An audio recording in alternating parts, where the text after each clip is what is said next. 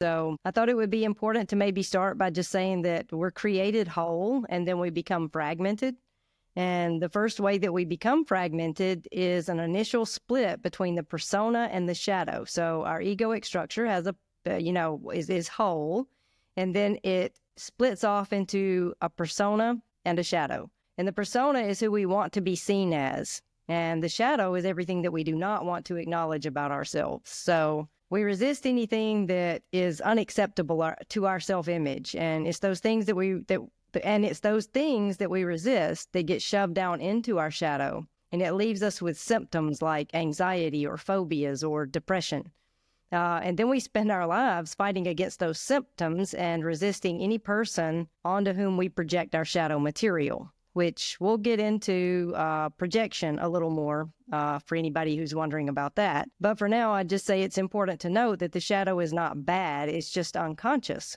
And we are largely unaware of the shadow elements that are in ourselves. So as long as we remain unaware of our shadow and our projections, we live in resistance and we inflict suffering on ourselves and others.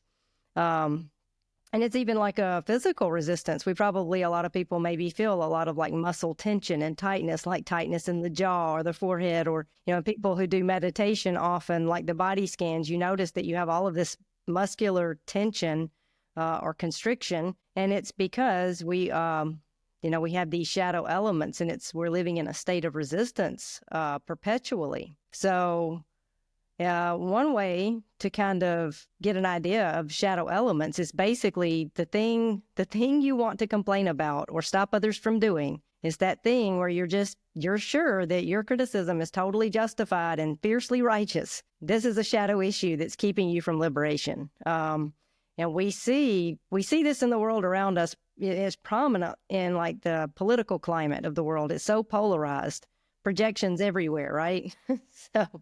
And a simple way to kind of contact your shadow is to assume the very opposite of whatever you now consciously intend or desire. And this will show you exactly how your shadow looks at the world. And it's this view that you want to befriend. So it's not about noticing shadow elements and then, pushing them further away, because that's what got us into this shape in the first place. It's about welcoming with compassion and befriending these parts of ourselves. But it doesn't mean that you necessarily act on those opposite traits, but that you just simply become aware of them without judgment. So it's just a compassionate welcoming.